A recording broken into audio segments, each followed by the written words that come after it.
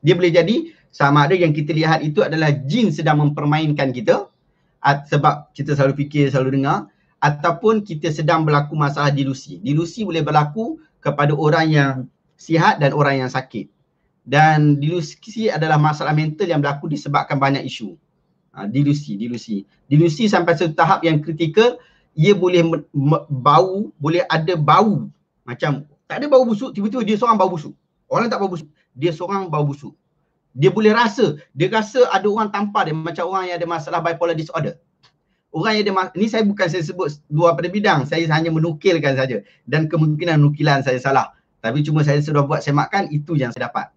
Orang yang ada bipolar disorder, dia dapat rasa penampar. Ada kawan saya, isteri dia bipolar disorder. Selalu isteri dia pergi report polis.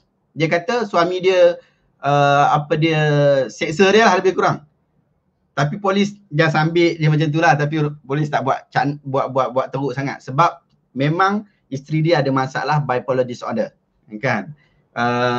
Dia ada delusi yang kuat, iaitu sampai dia rasa suami dia penampar dia, padahal tak ada apa. Memang suami dia memang dah dibuat sebelum-sebelum ni, dah buat saya muak, memang suami dia tak buat zalim, suami dia sayang sungguh dekat dia. Kemudian memang tak ada kesan apa-apa, pergi dia jumpa doktor semua, memang tidak ada hentakan pun, memang tak ada, tapi dia rasa sakit sangat.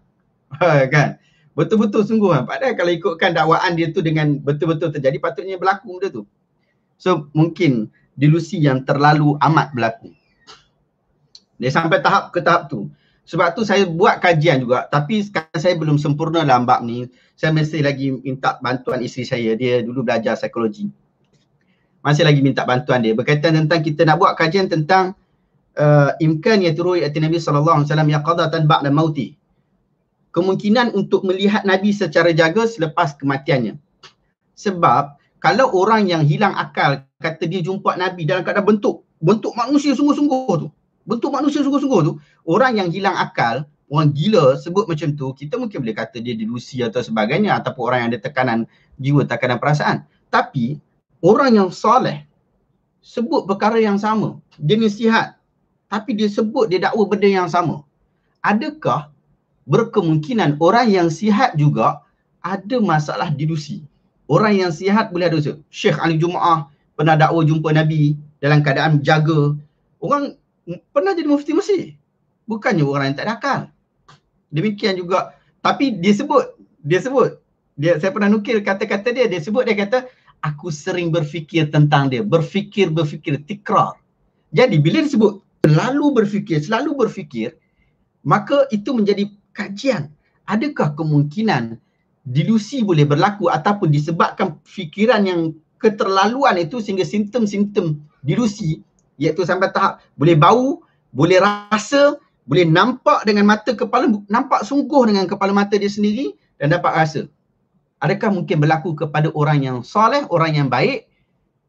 So benda-benda macam tu lah. Tapi janganlah terus kata, oh saya kata orang yang nampak Nabi selepas kewafatan ni, ini menunjukkan dia ada delusi. Jangan terus konklusi begitu. Sebab saya bagi tahu masih lagi dalam saya buat semakan. Dan kalau tuan-tuan dan puan-puan daripada kalangan orang yang mengambil bidang psikologi dalam bab ini dan mahir dalam bahagian delusi, yang mahu berkongsi ilmu dengan saya, jom, saya sangat mengharapkan bantuan daripada anda untuk melengkapkan kajian saya dalam bab ini.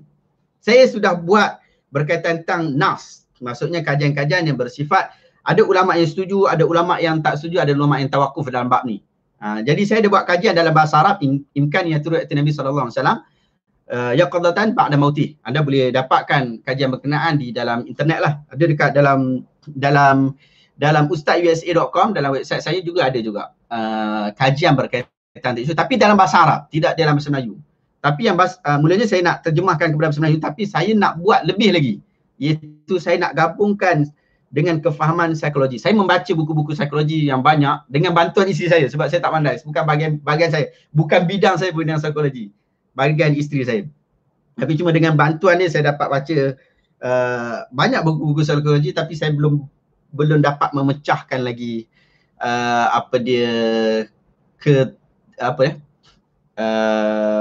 kekeliruan saya tu, ataupun masalah saya tu belum pecah lagi disebabkan tak puas hati lagi dengan jawapan-jawapan yang diberikan. So macam itulah keadaan dia. Jadi kalau ada sahabat-sahabat yang nak bantu kajian-kajian ini, boleh maklumkan insya-Allah. Sebab saya fikir ada kemungkinan itu. Macam contoh mimpi jumpa Nabi. Pun sama juga. Mimpi jumpa Nabi. Kalau dia zaman Nabi, ya mungkin betul. Tapi zaman sekarang ni, ya memang syaitan tak boleh merupa dengan wajah Nabi. Tetapi syaitan boleh merupa dengan wajah orang lain, tetapi dia mengatakan bahawa Nabi ataupun dianggap seperti Nabi. Kan? Ada orang, kita bagi 10 orang. Kita cakap kat 10 orang tu, jom saya nak minta awak lukis. Lukis wajah sekian-sekian dengan muka. Hidungnya mesti buat sekian-sekian. Mata dia mesti buat macam ni. Mata dia bujur. Rambut dia tak panjang sangat. Tapi kena bahu, kena juga bahagian telinga. Tak banyak uban dia, lebih kurang dalam 20 helai saja. Kurang daripada 20 helai. Kan? So sifat dia okey, berjalan dia macam mana. Sekarang kita bagi kepada 10 orang. 10 orang tu akan bagi bentuk yang berbeza. Bentuknya akan berbeza-beza walaupun description-nya sama. Tapi yang manakah yang betul?